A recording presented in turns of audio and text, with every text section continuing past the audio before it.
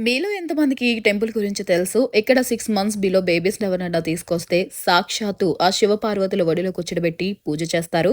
ఇక్కడ ఎలాంటి VIP దర్శనాలుండవు. Special tickets కూడా ఏమి ఉండవు. ఇక్కడ అందరిని కూడా ఒకేలా ట్రీట్ చేస్తారు. ఇదొచ్చేసి అర్ధనారీశ్వర టెంపుల్.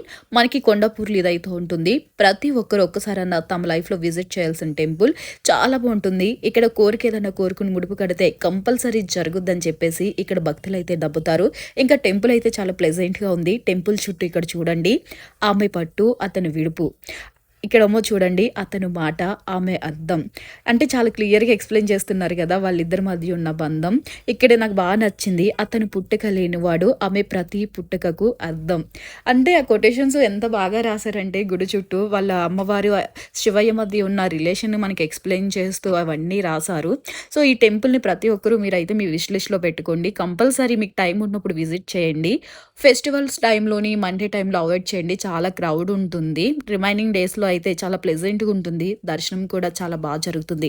ఇలాంటి టెంపుల్స్ మీకు ఇంకా కావాలంటే కామెంట్ చేయండి. నేను ఫర్దర్‌గా వీడియోస్ చేస్తా.